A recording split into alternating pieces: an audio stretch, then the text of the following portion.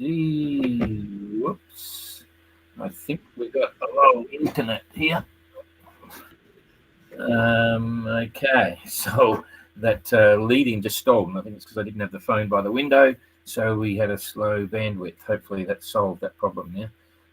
I'll be happy to get our Starlink back eventually, and because we use Starlink is actually a very good system to use, and we've got a couple of systems actually, mini Starlink, but it's left in Lagos at the moment with our car and rib. So we're just working mobile phones. Anyway, g'day everybody. It's what have we got? 24th of January, and everything's going pretty well. This is going to be a simple update because everyone's happy. They're making good time. There's trade winds. There's some strange weather, eh? Our American dude over in America on the east coast.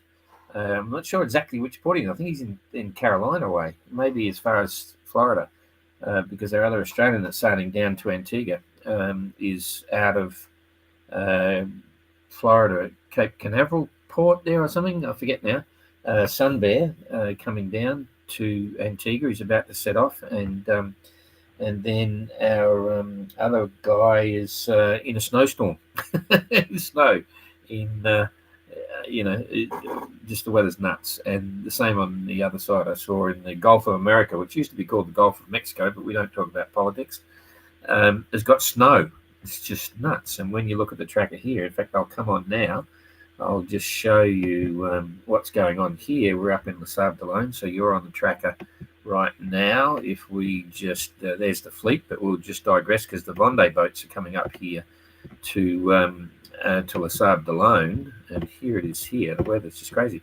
This is really strange. This blast of a system coming through. Pretty extreme winds here on Cape Finisterre, but completely calm either side of it. So the Vendée boats, a couple of them are coming up in here, and they're going to get a slingshot straight across to Les Sables d'Olonne. And of course, up here in Ireland, they've just had this big nightmare go through with 130 knots of breeze and all the rest of it. So that's a big system, but for our boys and girls down the bottom, it's perfect sailing. This is just the perfect classic setup for trade winds. And I had a look at the long-range forecast all the way through to Antigua. They're pretty close now. They're past halfway, or most of them are getting past halfway. And so what they'll see is the sea building. It's about 3 meters, 3.5 now. It'll stay pretty much like that for about the next 5 or 6 days, and then towards the second half of next week, it's going to drop off to about 15 knots, which will be really pleasant. They'll get probably 3 or 4 days of pleasant sailing just in this zone over here, and then it'll start to pick up again back to 25 knots, gusting 30 plus, bigger seas as they're closing Antigua. And the ETAs, which we'll look at on the leaderboard in a minute, are suggesting they're going to get early. So they could be there on the 4th. Which is the day we arrive that afternoon. So we'll have to wait and see. Anyway, but it's all looking good, so let's pick it up. It's amazing watching the difference in both the reporting of the boats and how they're handling the conditions. There's definitely some contrast there, which is fantastic. They're all one design boats. Some are heavier than others. People have got different approach, but it's really cool. I'm enjoying it anyway. We look at the guys up the front compared to Popeye down the back, and everyone's having a good time, though. No one's complaining, which is good. There's a few little bumps and bruises for Adam and for Dan on Little B, but everything seems to be pretty cool. Now, Popeye seems to be the fastest in the fleet at the moment, having done 355 nautical miles in the last 24 hours, but that's not correct, of course. We occasionally get glitches, and that's one of them. So if you do see something that looks out of ordinary with the tracker, it's just a glitch. Don't worry, it usually sorts itself out within 24 hours. And I should say, this is a fantastic system. I love the yellow brick tracker, this graphic that they put into everything and all the features of the system, which costs us nothing. We pay a few £100 to set up our stuff on it and stuff. But then it's all covered. And if we wanted to do our own, we would never be able to afford it for the mini globe race. But certainly on the GGR and the OGR, the stakes are a bit different. But we still can't afford it because we don't have sponsors. But If you wanted to go like the Vendée or the Ocean Race where they do their own, you pay 140,000 euro to set up your tracker system. That's the one quote that we got in 2018 for the GGR, and then 2022 for the OGR. It's way the other side of 100 grand to do it, and I just love this one. It's perfect, and the windy graphics for the weather is fantastic, especially in the Southern Ocean when you get to interact with all of the weather systems. You learn a lot about the weather when you're sailing around the world. All this stuff going on up here is really very interesting, and in the Southern Ocean there's heaps of them. I digress already, but there's still people joining up. You really do get to see how the weather interacts with the fleet, and also learn a lot about the weather.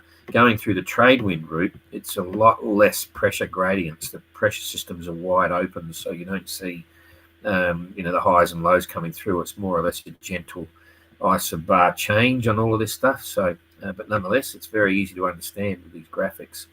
So I digress there. We'll go straight into it now. Show you what's going on. Back to where we were.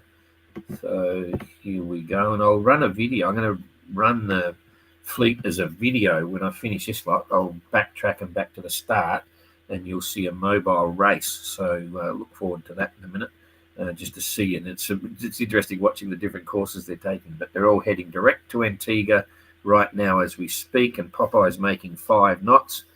Quite happy with that. Conditions are probably a bit less for him at the moment than the others. Jasmine's down there. She had that big day, didn't touch the helm all day, which is a good thing. She's getting more trust with her hydrovane, taking a steady pace, 84 miles in the last 24 hours, and sailing about 3.8. That 3.8 to 4 knots seems to be her. That's where she's settled. Excuse me. And that's just got to do with the way she feels comfortable with the boat. Obviously, with the sail combinations, I'm not sure what she's got up at the moment, but taking it steady so everything's under control, and it builds her confidence slowly but surely. So it's a smart move on her part. She's still in touch with the fleet. She's a fair bit behind, but it doesn't matter. It's only a number of days. And in fact, I will just do a measure just to show you. So we'll say here's the middle of the fleet. She's 240 miles, so that's about no more than 2 days. So at the moment, you could say if she maintained that situation all the way to the finish, she's going to be 3 or 4 days behind the fleet, which is nothing, So taking it easy is a big part of building confidence. And Bibi, Jacob, doing 4.8, 122-mile days. That's what I like to see. I figure when people are getting in these conditions now, it's very clear that even relaxing and sailing the boat efficiently and safely, you should be getting 120-mile days. Okay, they're all getting 25 to 30, gusting a little bit higher. There's squalls involved. You get these big clouds come over, pouring rain. It's gone. And that's a bit of transition. I think they should be seeing less rain and going forward. That should settle down a bit more into just strong trades, but they've certainly got some squalls at the moment. They're all talking about it, but that should change and transition into constant, sort of 25, 30 knots with 3.5, 4 meter seas, and they can just enjoy living on board. Try not to get wet. Try not to go in and out too often, because that's when the waves come over and you get wet down below. But anyway, 122 miles a day for Jacob. Argo doing 5.6, 123-mile day. No complaints there. And Peter Punk, 5.9 knots and picking up to 130-mile day. When you get to 130, you're pushing it. So that's good to see. Little Wren. This is great because Little Wren just knocked off a 132-mile day doing 5.7 with an injury. He's taking it easy. Maybe he just can't get up to reef the sails and he just lets it go. I'm only joking, but still right up there. So it's all bodes well for the future for the Mini Globe race, but we'll wait and see. So I'll be happy to see him back on track, and he won't be fully recovered until well after he gets back into Antigua. So anyway, doing well at the moment. And Delja 100, John doing 5 knots, 124-mile day, all keeping fast timing. And Holiday Dan just checked in today, looking forward to Nikki's birthday coming up and feeling good about everything right now, doing 114 mile a day, 5.1 knots, all headed in the right direction. Little B, 5.4 knots, 121, and he's still not struggling with it, but he's still looking after himself as well. So not up, I'd say Canada Dan is probably not performing as well as he'd like to, but he's still taking it easy and still smiles. He's up there with the leaders again, as in not losing touch. Biggest Monkey's on the boil still. He's really struggling to catch him, and it's just slowly but surely you keep knocking out little bits. He's done 134 mile a day, which could be the biggest of the fleet, 5.4 knots. On his hammer, trying to catch up with Origami, who's done 131 nautical mile a day, so he's only knocked a couple of miles out, doing 5.3. And then we've got Renaud, who's cooking up a storm. He's very proudly displaying everything he's cooking. He's having a good time. He's completely relaxed with the boat, 133 mile a day. That's not too bad, 5.5 knots. Still wearing the crown at the front, but not very far behind, ahead of the others. So I'll take it as a given that the distance to the finish is reasonably accurate. Okay, so our leader's got 1,248 miles to the finish, and Origami's got 1,265. So that's 12, 13, 14, 17 miles behind. So there's 17 miles in it, but you've got to work hard to get that extra, potentially take an extra day. If you're having a fast day, you might be neck and neck. So Origami's right there, waiting for Renaud to make a mistake, and then he'll bunch ahead, or he'll slowly wear him down. Coming back to Biggest Monkey, 1,331. You've got 1,200, so it's 31 off 48, so 34. It's about 20 miles. That's 80 miles behind, near enough. Just guessing. So Biggest Monkey 80 miles behind. Now, if you do 10 miles a day extra on top of Renaud, because he's going to take 8 days. So in terms of racing, all things considered, and bearing in mind it's going to be hard to find a weather difference to give you some sort of extra luck or bad luck, good luck or bad luck, that's not going to happen. It's all just trade winds. So the little differences can mean a lot at the end. Anyway, we'll watch how that plays out. If we now scale back, and I'll just show you the weather for the next 2 days. Okay, so bring it back here. You'll see there's very little change if I just push this through. So there's the 24th. My key's not working. Bloody hell. I'm working with no G on the keyboard, and now my arrows are not working, so I'm going to have to click and slide. So there's 23rd, no, the 24th, so there's 25th. So this is tomorrow morning. You see it's getting stronger. Okay, so getting stronger, but it's constant all the way across. This is getting up towards 24 hours time. There's about 24 hours, so they're going to be in here.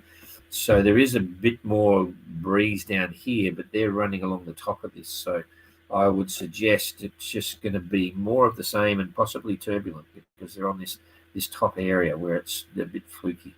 So 24 hours is pretty much more of the same. If we go through another 24 hours into the 26, around about there. Okay, it's backed off a bit. So they're going to be another 200 and something miles in front.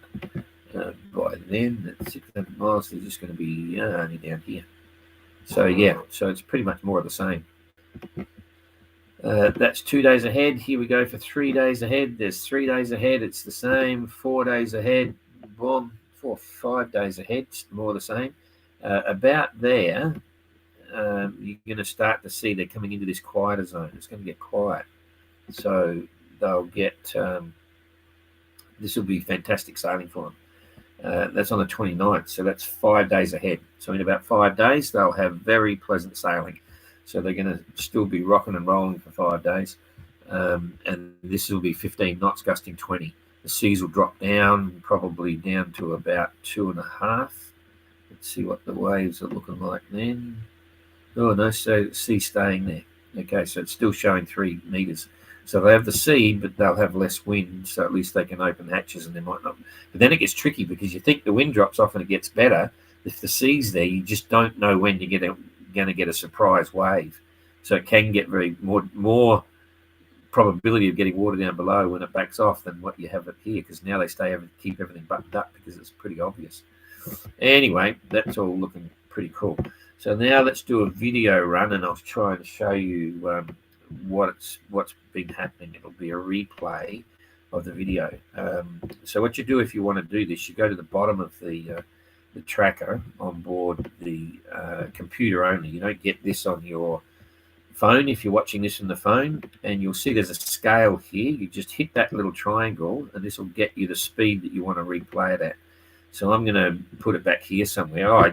What I did then is I just rewound the fleet, if that makes sense. So the fleet's now back here at the start, and I'm going to replay it here about there somewhere, and then all you do, it's actually started now. Here we go. We're running now. You'll see here come the boat. Might be a bit fast, but it's kind of fun. They're coming down. You can pick the boats with the track. Okay, that was when they did the three-way split on the going around the islands out of the Canaries, and initially they started following the rum line. Okay, you can see there's Origami taking the lead.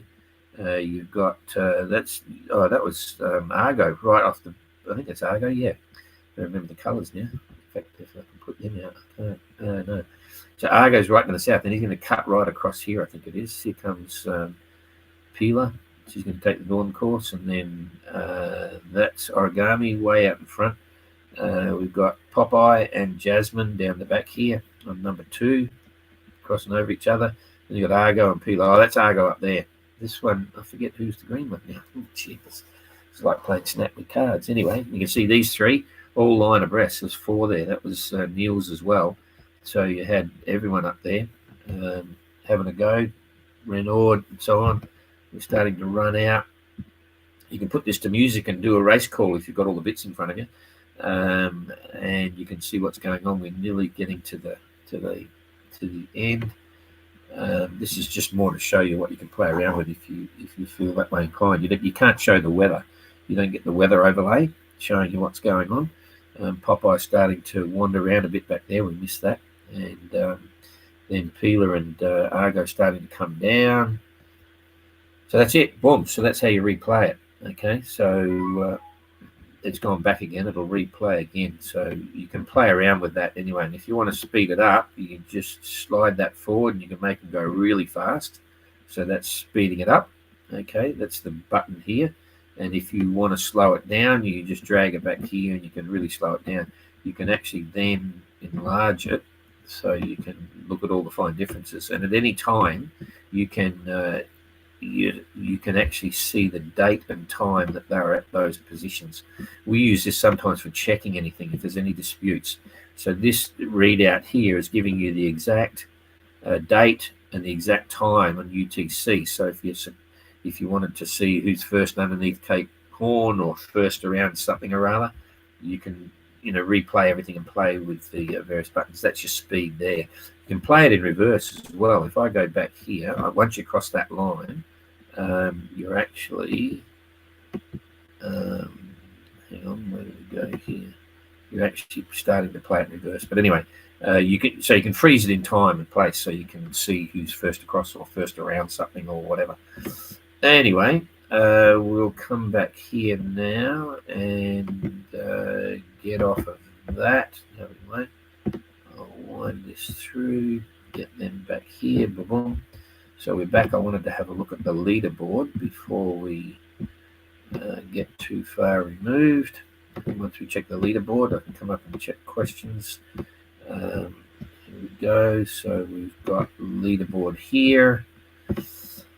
Okay, so Renaud Capuchinet is 133 mile a day. That's looking pretty good. And then the current speed, they're doing really well. On the 3rd of February, 2 o'clock in the morning, that's not going to happen. They're going to slow down a bit for 2 or 3 days. So I'd still say the first boats may arrive on the 4th or something. I'm not sure. Origami coming in second and not very far behind. You can see the distances there. This is actually suggesting their distance to the finish same numbers. You can work it all out. But anyway, you've got a sliding scale there, and all of the ETAs at the moment for the first few boats, 1, 2, 3, 4, 4 boats are all on the fourth at the moment. But I think you'll see that, layover later on. So that's the leaderboard there. We've got Popeye at the back, then Jasmine, then Jacob, and then Holiday Dan, John, and then Argo, and so it goes.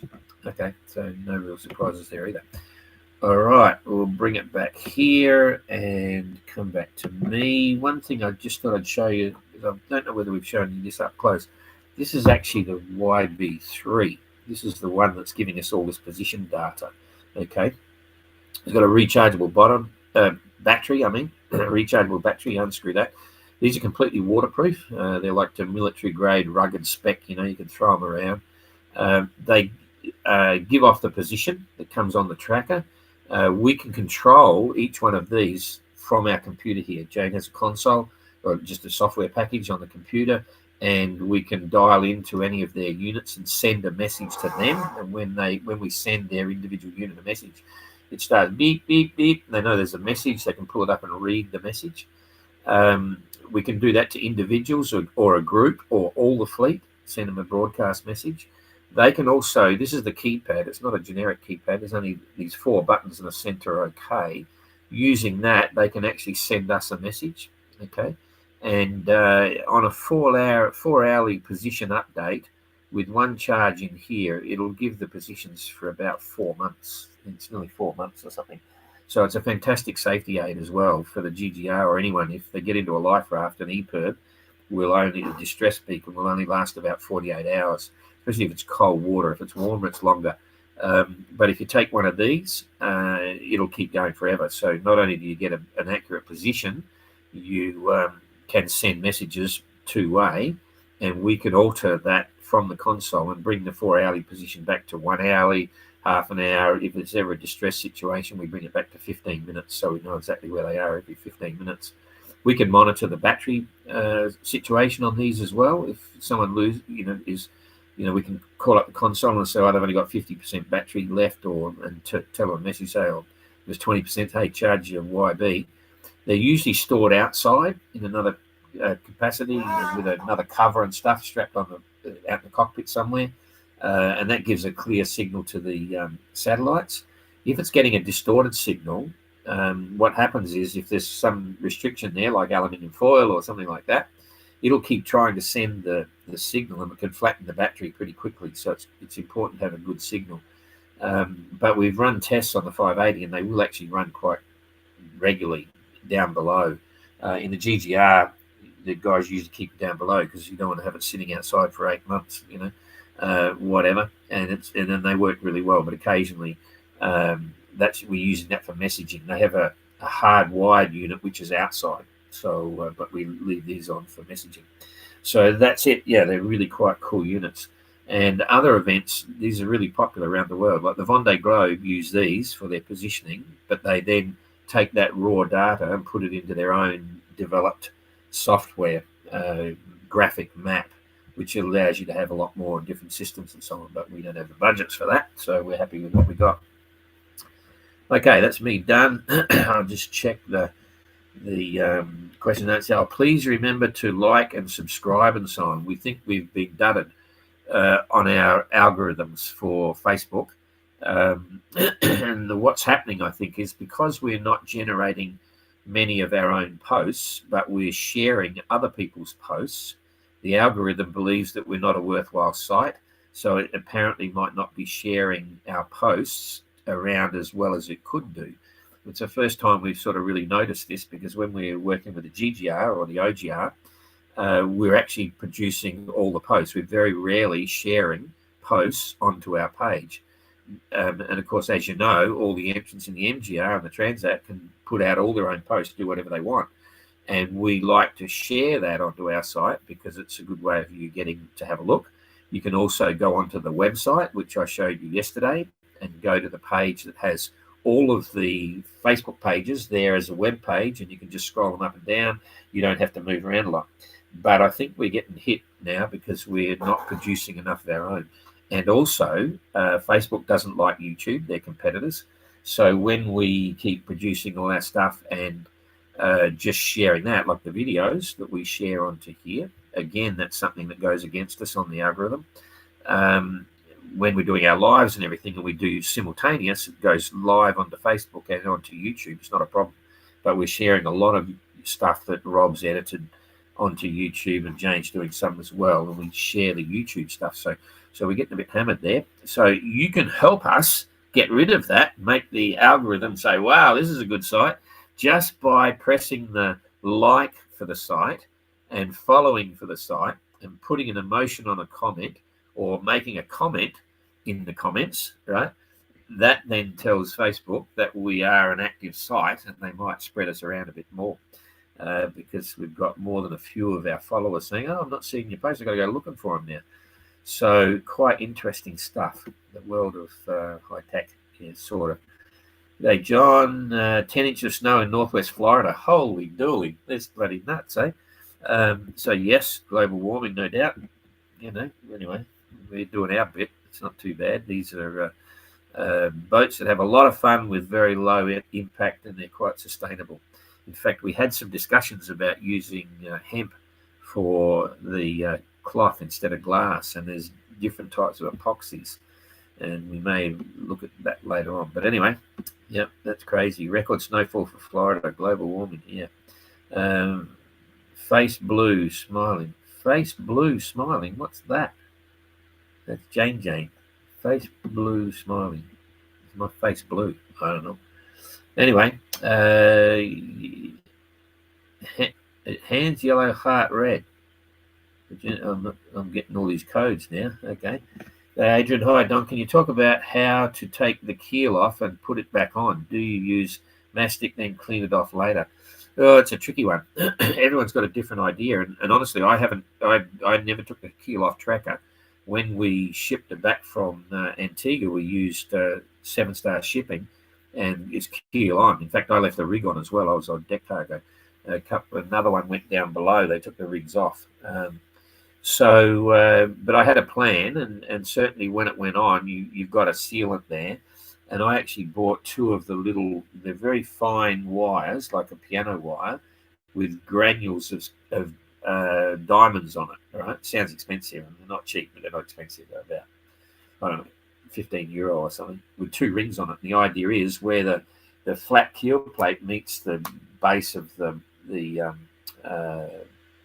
boat in the plywood, you stick this in the edge and start sawing through, and you just keep pulling and saw it all the way through the sealer, going down, and that'll create the break, and then you can get it off. You could use different types of sealant to put your keel on. Some put less on, just put it around the bolt holes.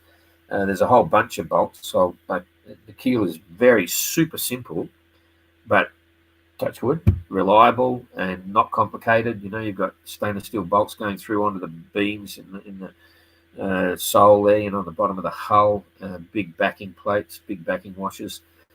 So everyone's got a bit of a different idea. And you could even use, I thought if I was doing it again, you'd probably use Glad Wrap or something, put Glad Wrap on the keel, and then put the sealant on the Glad Wrap, and then that way it's going to seal perfectly, but it should not stick to the plates, so it could come out that way. So it's a mechanical process, so it's just using the brain's trust to get it off at the end of the day, and everyone's got a different idea on how to do it and what to do. One thing I did do with Tracker, we put extra glass on the bottom of the hull where the keel was, because I figure over time, over the next 20 years or 30 years, 40 years or 50 years, the keel coming on and off all the time, you might want to sand it back, and so I just wanted a bit more abrasive thickness there. I did extra glass there. In fact, we wrapped it up around where the chain plates were and all over the deck as well, just there, just to add a little bit extra strength. And we did the same on the bow. We had an area coming down from the top of the sheer. If there's the stem, so here's the stem and there's the boat there, we ran it from the top of the sheer back at an angle. So it came back about 60 centimetres, I think it was, to the waterline. And that had an extra layer of grass going in that angle in case we whacked something. It was just nice not there. It doesn't add a lot of weight, but adds quite a bit of strength. So that's cool. Okay. The keel box too have to be replaced every so often. We have a program maintenance thing. Basically, for the MGR, if the boat's been in the water for some time, they've got to replace all the bolts. And certainly, I forget what the requirement is. Every year, if you're in the water, you've got to pull one bolt to have it checked. So there's a few things there in the class rules about how we handle a keel. If you do a big grounding, they've got to do a keel report. So everyone that's doing the MGR will give us a statement on the keel. That's something that World Sailing do as well now, just to make sure that everything's kosher. So any new SMS messages you can share? No, we so much for us telling the entrants to send us message updates. We've only had a couple that have actually done that, and there's nothing that's not already been put out on their social media feeds. There's a few of them running behind. We were supposed to get message on the 14th and the 1st. So let's see how many YB3 messages. So twice a month, they've got to send us a message with the YB3. We've got to take it out of their mount, and they've got to use these 4 buttons on the keyboard to send us a message with the name of their boat, the race number, and all okay, just so that we know they remember how to do it on this, in case they're sitting in a life raft, touch wood. They can do it with that, but normally the messages are supposed to come through on their satellite phone, either an SMS or a WhatsApp call, but nothing really happening yet. Sometimes they're like a bunch of school kids, and I'm the bad teacher, but it's not super critical, but it will be for the MGR. They're all settling in at the moment. Popeye on an Amoka. Yeah, sure. Did I mix up something there? No. Graham, hi Don. What's the reason they can't have an electronic wind instruments? They need to get to be at one with the oceans and the environment. It's amazing. People freak out when in fact they're lucky too, because they've got GPS for boat speed. They can use speed over the ground rather than the whole lot. But we don't allow this. This goes back to the original concept of the mini transats, and remembering that this was all part of my idea from the inspiration of following those first mini transats. A guy called Bob Salmon started the whole thing, and it was a great idea because ocean racing was getting too expensive. Excuse me. So he decided on doing these little minis, sailing across the Atlantic and coming into Antigua. All had to be under 21 feet, I think it was. You weren't allowed to have wind instruments back then either in the first one. So we followed that. You don't need a paddle wheel under the hull because it's just speed. We allowed GPS because it's a safety factor, and also, they have to be able to, for the MGR, use a sextant to work out where they are, because there's nothing to suggest that the satellites for GPS are always going to be there. Nothing at all. If the world goes into chaos in 6 months or 12 months with global conflict, the whole thing can shut down. It's so you got to know what you're doing. But on a little boat, you don't want to use a sextant if you don't have to. So GPS is straightforward. But wind instruments is the same. It's just you really it just makes you pay attention to what's going on, and you don't try to be too good at it. It just makes you more aware. It's more of a challenge, yes, but it's a nice element to be able to sail without wind instruments. It's a pain in the ass at night time when you're down below and you're worried about a jibe. You can't see what the wind is doing, but that means you just like Slocum. You're just like all the other little boats that went around. Like John Guswell, surprise, surprise, no electric autopilot, no wind vane. He didn't even have a wind vane for the first half of the trip around the world. He just had a ketch rig and he'd balance the sails and sheet the tiller, all that sort of stuff, and he sailed really well. You have all this other stuff, wind instruments and blah, blah, blah, blah, and you're losing the essence of some of it, and you're a little less aware. So it's a silly little quirk for the 580s, but it's a nice thing. I like it. I don't know whether that answers your question. G'day, on. Yeah, must be, I don't know what happened. The big winds are gone now, but it looked pretty interesting yesterday. G'day, Yarn. Jack, I'm looking for a question from 80. He sent me a message. He's going to ask a question. I hope he got here. The cell phone works near the window at least, but we'll be glad about returning to Starlink 2. Cell phone. I'm not sure what that's about, Jack. The They're not using cell phones out there. They're using their satellite phones, but that's the same thing. That's all cool. They've got pretty good signal with that. And Starlink is really good for sure. It's a bit of a, I don't know how the Mini will go on the, when it's really rough and things like that, but it should be fine. And it doesn't use a lot of power. It's using about, on average, about 36 watts, so 3 and a bit amps. Not like the big one. The bigger one uses about 10 amps, but it's not too bad. They're flying along in good condition. Hey, Pat, you're still there. I thought you'd get blown away. They're making really good time. They cut the corner. They're just flying. So they should be making new records for us for the 580 across the paddock. So we'll wait and see. G'day, Mike. The other green is John. Yep, got it. Thanks, mate. It will be great to have the winners in the previous Transat in comparison with our today heroes. Yeah. Oh, they took 35 days to go across the last one. Last year they had challenging conditions, no wind in the middle and all sorts. So, and we had a big hole in our year as well. The first week was super slow, and I particularly made some bad choices. But there you go. I went really slow.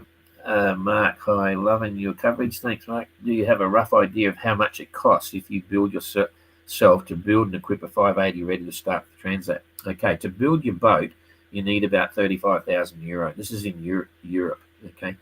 That'll get you your boat, and then to be ready to go for a Transat, which is the same basically as doing the MGR, you will spend probably another 15 grand or so, a little bit more, plus your entry fee. So it's about 50 grand, I think, plus your entry fee.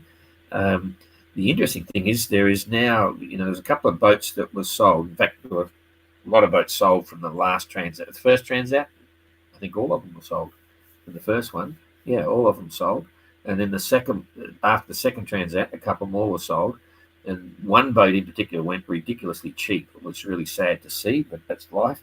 But now all of a sudden there's a demand coming up for second-hand boats. People want to buy boats. And so I think you'll see the values retained a bit better in the boats. I think Biggest Monkey, they're going to be asking about 55 for the boat, if I remember rightly. We discussed that in Rubicon Marina in Lanzarote. You'd have to check with him, but I think now you'll find, the boats are really valuable. If you can get a boat and not have to put in any labour, and it's just done one trip across the paddock, that's not too bad. But everyone will have a different story, and the values change. A trailer nowadays costs you about 4,500 or something for a good brand new trailer. Some people buy a smaller trailer and do their own modifications and things. There's different ways around that, but yeah, about rule of thumb now, 35 to build your boat, gets everything there in your boat, and about another 15,000 for all your bits for the events. Jeepers, Alenka's still cooking. 36. Okay, the snow's coming. Just wait till winter. Well, there's Donnie going up the Panama Canal. You mentioned it a few days ago. No, we're not going in the canal. We're working with the marina in the Atlantic side. And they're going to pull the boats out. We drop the masts, put them on a trailer, and take them by road across to the other side. Take them off at the Flamingo Bay dry storage. There's a big dry storage rack, has big forklifts there and everything to launch all their other boats, things like that. So we'll use them to put the mast back up and get them in the water. And there'll be a unique start on the other side. It'll be a Le Mans start. So all the skippers will be up at the top of the marina, and they'll all have to drink a glass of orange juice, and as soon as they put their cup down, they can go down to the marina, get in their boats and go. There's no start line. It's going to start from the marina. So it's more convenient to go by overland. It should be faster. We're hoping to get 1.5 boats across every day. So 3 boats every 2 days, hopefully. And everyone will help everyone else get their mast down and things like that. So we're just finalising some of that as we speak. We want to have that in place. We've been talking with them for a while, but that's it. Wind instruments question is interesting. Yeah, no wind instruments and no log impeller, but we allow GPS, so you've got boat speed. When I was on my boat on Tracker, I had a handheld GPS down below, and that was I'd wake up, I'd turn the GPS on down below, I'd look at the course I was steering, and that would tell me, because I was under wind vane, if the wind had changed directions, and I'd look at the boat speed, and I'd know exactly what the wind was blowing. by my boat speed on the GPS. So, that was enough. And then I go back to sleep again. So I'm interested to see if there's any bottom growth issues like in the GGR. They're moving pretty quick, but what we found previously, yes, you get goose barnacles going across the paddock, but it depends where and if you've driven through a plume of barnacle spores to get them onto the boat. In 21, when we went across, some of them had quite big, they were only small versions, but goose barnacles like that big. I had the plastimo anti-fouling on tracker, and it had virtually no barnacles, had 0 barnacles. Some of the others had barnacles. We haven't discussed this yet, and I haven't heard anyone checking over the side, but the good news is they've been sailing pretty fast, so maybe not, but it'll be interesting to see. Certainly if they're smart, and some of them will probably watch this, or their managers, when they get out of this breeze and it goes down to 15 knots, if they're really racing and they're worried about it, they should at least stick a camera on a stick and put it over the side and have a look under the boat and just check. But they've been doing pretty fast, so maybe not much. Hot in Brisbane, g'day Rex. Cooler tomorrow. Hopefully you will get some epoxying done, Linka. Yeah. I'm going windsurfing. Alenka got some epoxy on, remaining giant tapes. If you haven't followed Alenka, you should have a look. It's a great story, great build. She's going to be fun. She's a great sailor too, sailing a lot of other small boats and doing other crazy things. Great to hear Rex managed to get some work done. Oh, they're all talking to Alenka. You're a hero, Alenka. Shapers. Fab info about YB, presently 65. Juliana, hi, Don. What do contestants see to judge the weather and what course to navigate? Thank you. I'm going passionate soon. Thank you. Okay, well, it depends. Everyone's got different options. Jasmine's got Starlink. She could do anything. She could get on windy. She could do whatever she wants. Those that've got the Iridium Go exec could actually get weather grid files. There's any number of ways and any number of formats to get it down to the boat. Even you can actually download the windy front page on a Go exec if you've got the time. It takes a few minutes. I forget how many. Renaud was doing that. He said, he could get the windy page just using the Go exec. And maybe it took 10 minutes or something to get the screen up. It did that. They could ring someone on their sat phone. They could ring their manager. The manager could call up windy and they could talk about the weather. So, or their manager might be able to not give them any weather routing, but certainly give them a good feeling of the weather. So there's any number of things they can do. What they can't do is be told where to go to get the best weather or the best conditions or the fastest route. We don't allow any form of computerized weather routing, even on board. They can't have a weather routing program in their computers or whatever. We want them all to think for themselves. Having said all that, you can see from the course, it's pretty straightforward. You go down that way and you head across that way. There's nowhere to go. No one thing is going to make you much better at the moment because it's all trade winds, so pretty straightforward. Graham Knotts, g'day, good afternoon. Keep going, big sailors. Yes, stay strong, best regards, Adrian. Also on the Keel subject, the timber has to be sourced from sustainable forests. Can I use oak for the Keel timbers that has been cut down in the park behind our house? Well, if you're happy with that, yes, you can. We don't put any sustainable prerequisites on the source of the timber, but these days it's usually pretty right. There can be bad timbers to use, in that sense, but we leave that up to the individual. So we don't make any wild claims about being the most sustainable, all those sorts of issues. But I think people are aware of what's good and what's bad these days, and we leave it up to them. It's funny when you look at, as you know, we're running 3 round-the-world races, and anything we do costs money as an organizer. And we haven't had what I'd call a really strong environmental cause or a theme, because I'm of the opinion some people that get involved with that stuff are doing it for grandstanding and even to help their sponsorships and things like that rather than being genuine. So we don't overstate it. We'd rather do more and talk less about stuff like that. but we have very strong, there's fuel penalties in the races. You can only, pushing the idea of alternate energies. We know we're recycling boats, all those sorts of things. But sadly, we never get the money to support programs that could be able to do some really impressive stuff. So we do little bits, and we carry on doing what we do. Core business, not a business because we don't make money, but core activity is the events themselves and people and the challenge and the, all that sort of stuff, the adventure and things like that. So we focus on that, and we're happy to do it. So yes, you could use the timber in the cut down tree in the back of the yard if someone gave you permission or had a reason to chop down that tree. But if you didn't have to chop down the tree, don't chop it down. Go buy something that's already been chopped down. That's the sort of story. G'day, 80. Yeah. Thank you for the mention. And so I've already answered. Okay. Here we go. Jonathan, just a shout out to Ada for the lives of returning Bondi boats. Yeah, she does a great job.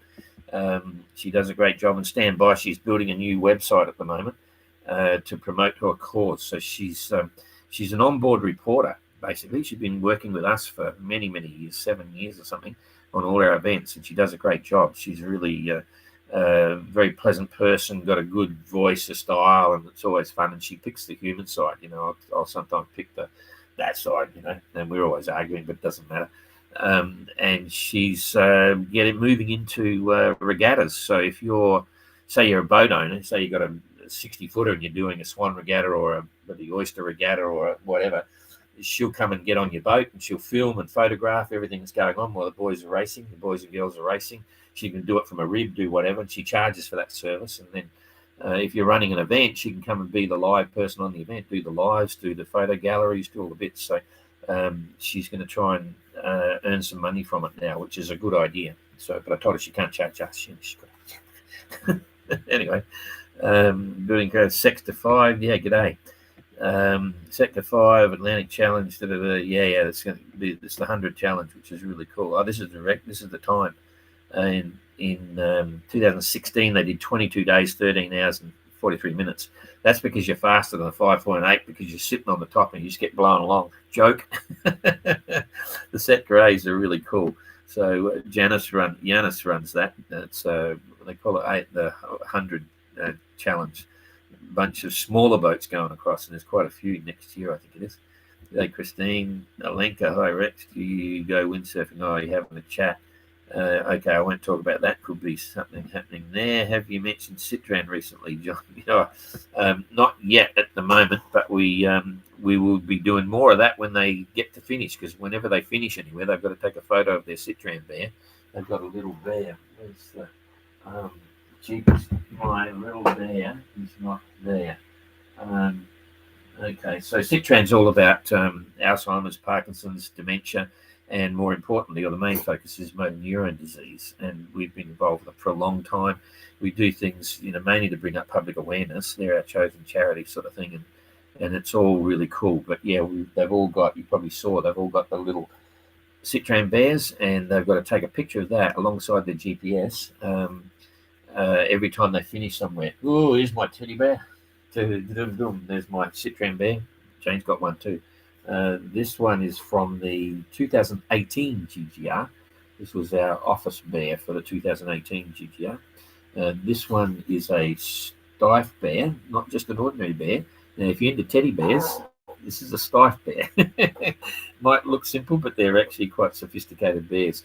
So the GGR sailors actually carried them around on board. And the idea was they'd sign the back of the shirt and we'd auction them off to the highest bidder.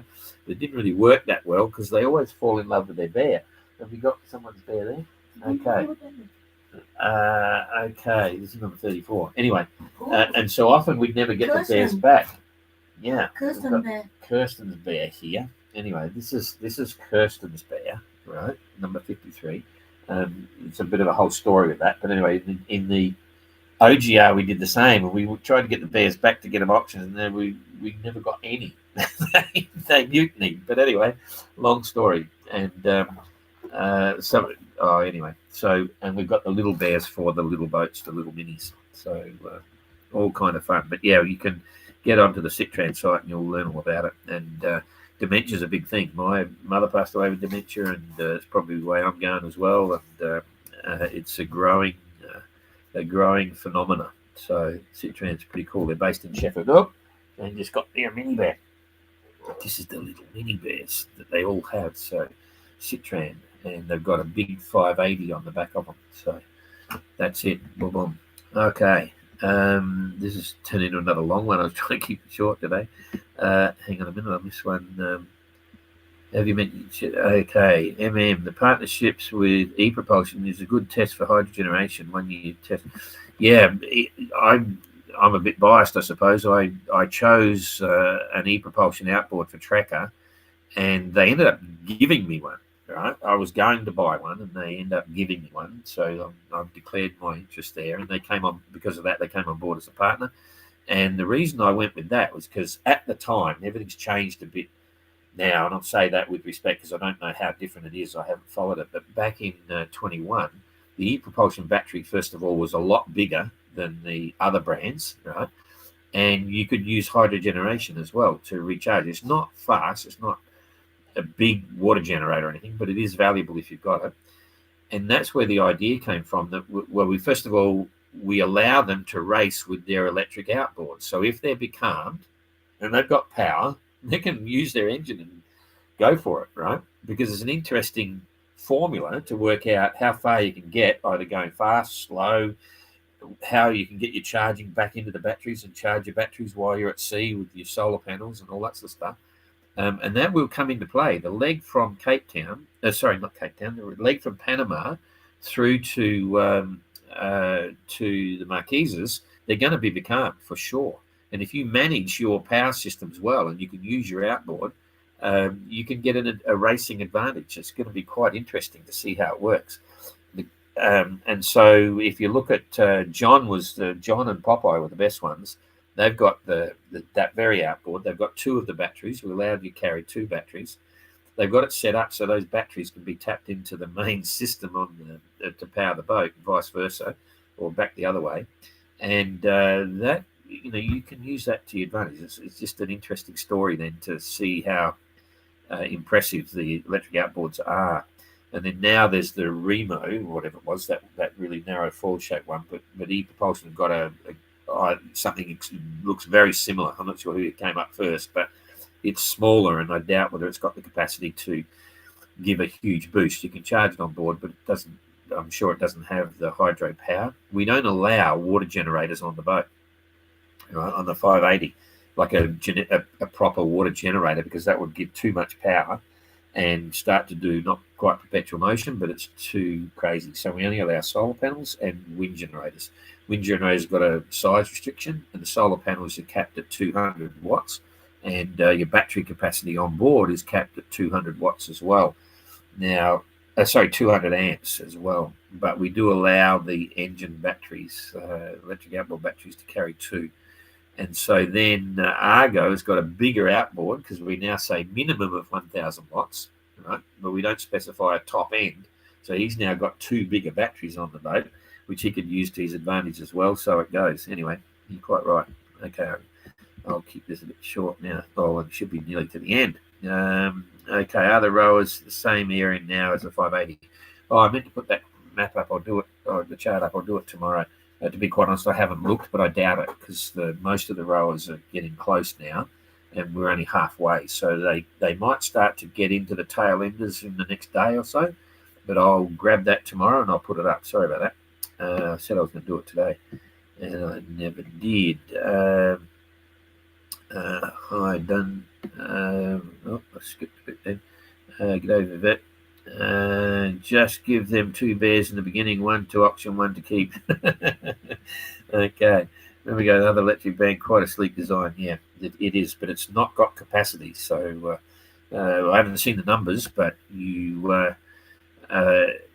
if I was, my experience on Tracker with a 1,000 watt engine is it's only just good enough. It's like a rule beater.